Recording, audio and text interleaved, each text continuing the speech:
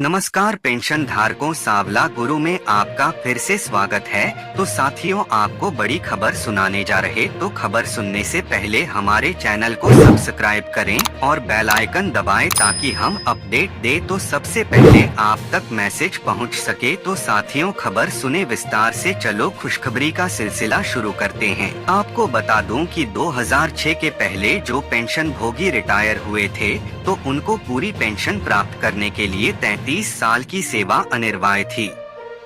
जो कर्मचारी 33 साल की सेवा पूरी नहीं कर पाते थे तो उनको पूरी पेंशन का फायदा नहीं मिल पाता था। वहीं पर जो 2006 के बाद रिटायर हुए तो ऐसे पेंशन भोगियों के लिए 33 साल की सेवा अनिवार्यता को खत्म कर दिया। ऐसे में अब आपकी पेंशन में संशोधन किया जाएगा। आपको बता दूं कि 2006 के बाद जो रिटायर हुए और चाहे उन्होंने कितनी भी साल की सेवा की हो तो उनको उनकी अंतिम बेसिक वेतन का 50% पेंशन के रूप में मिलना शुरू हुआ। लेकिन 2006 के पहले रिटायर के साथ अन्याय किया गया। उन्होंने जितने साल की सेवा की तो सेवा काल के अनुपात के अनुसार पेंशन का भुगतान किया गया।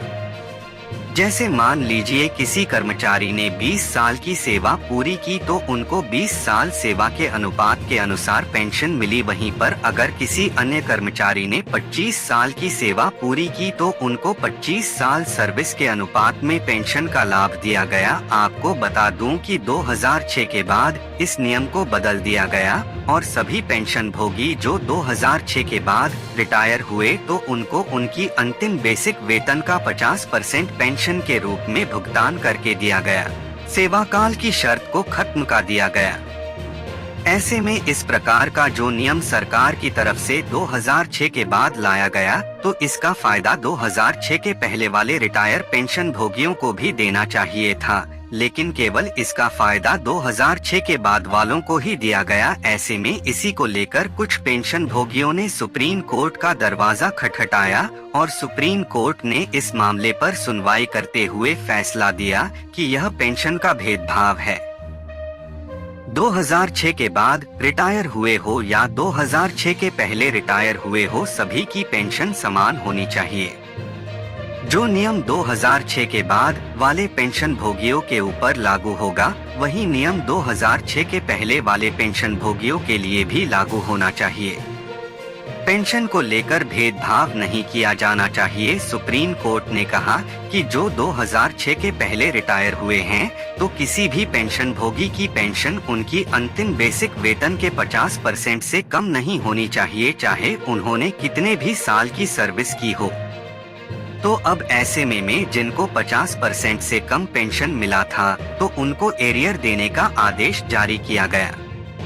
तत्पश्चात केंद्र सरकार को एक सर्वसामान्य सर्कुलर जारी करना पड़ा जिसमें 2006 के पहले वाले पेंशन भोगियों के लिए भी बढ़ी पेंशन का फायदा देने की बात कही गई। सेवा काल के अनुपात के अनुसार पेंशन का नियम खत्म करके अंतिम बेसिक का 50% के अनुसार पेंशन बढ़ाने का आदेश जारी किया गया, लेकिन बहुत सारे पेंशन भोगियों को अभी तक इसका फायदा नहीं मिल पाया है। उसी को लेकर भारत पेंशन भोगी समाज ने मांग की है कि इसका फायदा जल्द से जल्द 2006 के पहले वाले पेंशन धारकों को दिया जाए। इसके बावजूद अगर आपको अभी तक इसका फायदा नहीं मिल पाया है तो आप सीपेंग्राम्स पोर्टल में इसकी शिकायत दर्ज कर सकते हैं। अभी के नियम के अनुसार जो पेंशन भोगी 80 साल की उम्र पूरी कर लेते हैं तो उनकी बेसिक पेंशन में 20% की बढ़ोतरी की जाती है और जो वर्तमान की बेसिक पेंशन है उसमें 20% एडिशनल पेंशन देकर उनकी नई बेसिक पेंशन निर्धारित की जाती है और उसके ऊपर महंगाई भत्ते का भुगतान किया जाता है। लेकिन अब इस भेदभाव को खत्म किया जाएगा और 75 साल से मिलेगी 20% पेंशन बढ़ोतरी का फायदा। आपको बता दूं कि ये पेंशन भोगी संगठन लंबे समय से मांग करते आ रहे हैं कि जैसे ही पेंशन भोगी 65 साल की उम्र पूरी करते हैं तो उनकी बेसिक पेंशन में 5% की बढ़ोतरी की जाए, लेकिन केंद्र सरकार इसको लागू नहीं कर रही है। और 80 साल पूरी होने के बाद 20% एडिशनल पेंशन का फायदा दे रही है। मान लीजिए किसी पेंशन भोगी की इस समय बेसिक पेंशन 18,600 है, तो 20% एडिशनल पेंशन देने के बाद उनकी नई बेसिक 22,320 रुपए हो जाएगी। और इस नई बेसिक के ऊपर इस समय महंगाई भत्ता 50% है, तो 50% दा का भुगतान करके उनको हर महीना पेंशन 33,480 रुपए दिया जाएगा। इसी प्रकार 85 साल होने पर उनकी बेसिक पेंशन में 30% की बढ़ोतरी की जाती है और जैसा ऊपर बताया गया है उस प्रकार से कैलकुलेशन करके दिया जाता है। हालांकि Madras high court, Guwahati high court और दिल्ली कैट ने फैसला दे चुके हैं कि जैसे ही पेंशन भोगी 79 वर्ष की उम्र पूरी करता है और 80 साल में प्रवेश करता है, तभी से उनकी बेसिक पेंशन में 20% की बढ़ोतरी की जानी चाहिए। लेकिन केंद्र सरकार इसको नहीं मानती है और 80 साल पूरी होने के बाद ही पेंशन में बढ़ोतरी का फायदा देती है। इसके साथ आपको बता दो कि संसदीय समिति ने भी सिफारिश किया था कि पेंशन भोगियों की पेंशन में हर 5 साल पर 5% की बढ़ोतरी की जानी चाहिए और इसका फायदा 65 साल की उम्र से ही मिलना शुरू होना चाहिए। लेकिन सरकार अभी तक इसको भी नहीं लागू कर पाई है और भविष्य में लागू करने के संकेत भी नहीं दिखाई दे रहे हैं। केंद्र सरकार कोर्ट के दिए गए फैसलों को भी लागू नहीं करती है, जिससे कि पेंशन भोगियों को जो वास्तविक में फायदा मिलना चाहिए वो फायदा नहीं मिल पाता है। लेकिन केंद्रीय पेंशन भोगियों के लिए अलग नियम और न्यायिक प्रक्रिया से संबंधित पेंशन भोगियों के लिए अलग नियम यूँ है। अब ऐसे में सवाल यह उठता है कि क्या न्यायिक प्रक्रिया से जुड़े पेंशन भोगी आसमान से आते हैं? क्या उनको अलग तरह से ट्रीट किया जाता है? उनके लिए अलग नियम और बाकी अन्य पेंशन भोगियों के लिए अलग नियम क्यों है?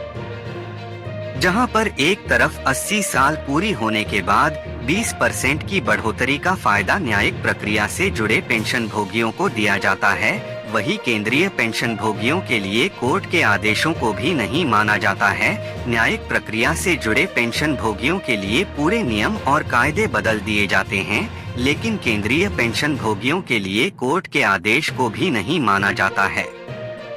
न्यायिक प्रक्रिया से जुड़े पेंशन भोगियों के लिए पूरे नियम और कायदे बदल दिए जाते हैं, लेकिन केंद्रीय पेंशन भोगियों के लिए कोर्ट के आदेश को भी नहीं माना जाता है।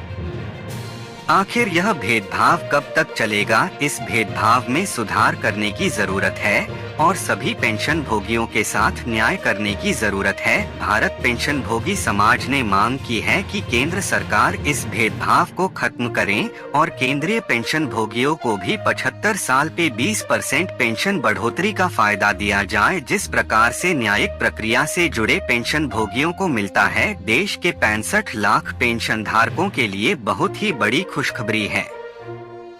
अक्सर देखा गया है कि पेंशन भोगी अभाव में जीते हैं क्योंकि उनकी पेंशन काफी कम होती है। ऐसे में वे अपना गुजारा नहीं कर पाते हैं। उसी को देखते हुए संसदीय समिति ने सिफारिश दिया था कि 65 साल से ही एडिशनल पेंशन का फायदा दिया जाए। अभी के नियम के हिसाब से 80 साल पूरी करने के बाद आपकी पेंशन में 20% की बढ़ोतरी की जाती है, लेकिन ऐसी बढ़ोतरी करने का कोई फायदा नहीं होता है क्योंकि उतनी उम्र तक बहुत ही कम पेंशन धारक जिंदा रह पाते हैं। पेंशन धारकों की कठिनाई को देखते हुए संसदीय समिति ने एडिशनल पेंशन को लेकर केंद्र सरकार को 2 प्रस्ताव दिए थे। पहला प्रस्ताव यह था कि हर साल पेंशन में 1% की बढ़ोतरी किया जाए। वहीं पर दूसरा प्रस्ताव था कि अगर सरकार हर साल 1% की बढ़ोतरी नहीं कर पाती है तो हर 5 साल पर 5% की बढ़ोतरी किया जाए। संसदीय समिति ने देखा कि बहुत सारे पेंशन भोगी कठिनाई में अपना जीवन बिताते हैं। उसी को देखते हुए पेंशन में बढ़ोतरी की जानी चाहिए क्योंकि देश की आर्थिक स्थिति के हिसाब से पेंशन काफी कम है। दूसरे देशों में पेंशन धारकों को अच्छी खासी पेंशन मिलती है, लेकिन भारत में पेंशन की मात्रा दर कम है। ऐसे में पेंशन भोगी अपना जीवन कैसे बिताएंगे? उसी को लेकर संसदीय समिति ने केंद्र सरकार के पास प्रस्ताव भेजा। संसदीय समिति ने सुझाव दिया था कि 65 साल से ही पेंशन धारकों की पेंशन में 5% की बढ़ोतरी किया जाए। 70 साल होने पर 10% की बढ़ोतरी किया जाए। 75 साल होने पर 15% की बढ़ोतरी किया जाए। इस प्रकार पेंशन में हर 5 साल पर 5% की बढ़ोतरी की जानी चाहिए। अगर ऐसा नहीं हो पाता है तो हर 1 साल पर 1% की बढ़ोतरी की जानी चाहिए। और मिलेंगे नई खबर के साथ। 80 साल पूरी होने के बाद आपकी पेंशन में 20% की बढ़ोतरी की जाती है। 85 साल पूरी होने पर 30% की बढ़ोतरी की जाती है। 90 साल पूरी होने पर 40% की बढ़ोतरी की जाती है। वहीं पर 100 साल पूरा होने पर पेंशन डबल हो जाती है। हिमाचल प्रदेश की राज्य सरकार अपने पेंशन धारकों को इस प्रकार की पेंशन बढ़ोतरी का फायदा देती है। उनकी पेंशन में 65 साल से ही 5% बढ़ोतरी की जाती है। 70 साल होने पर 10% बढ़ोतरी की जाती है। लेकिन केंद्र सरकार अभी तक इसको लेकर कोई सर्कुलर जारी नहीं किया है। ऐसे में लंबे समय से पेंशन भोगी संगठन इस प्रकार से पेंशन में बढ़ोतरी का फायदा देने की मांग केंद्र सरकार से करते आ रहे हैं। उनका कहना है कि जब राज्य सरकार इस प्रकार से बढ़ोतरी का फायदा दे सकती है तो केंद्र सरकार क्यों नहीं दे सकती। आपको बता दूं कि गुवाहाटी हाई कोर्ट ने फैसला दिया था कि पेंशन धारकों की पेंशन 79 साल उम्र पूरी करते ही बढ़ानी चाहिए। उसके बाद मद्रास हाई कोर्ट ने भी इस निर्णय को सही ठहराया। उसके बाद दिल्ली एफ ने भी इस निर्णय के ऊपर मुहर लगाई।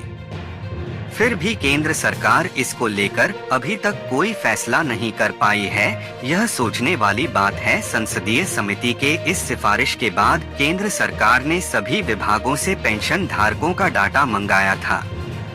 कितने पेंशन भोगी 65 साल के हैं, कितने पेंशन भोगी 70 साल के हैं, कितने पेंशन भोगी 75 साल के हैं। इस प्रकार से विभागों ने डाटा केंद्र सरकार को सौंप दिया है और केंद्र सरकार ने इस डाटा को व्यय विभाग के पास मंजूरी के लिए भेज दिया है। व्यय विभाग की शीघ्र मंजूरी मिलने जा रही है।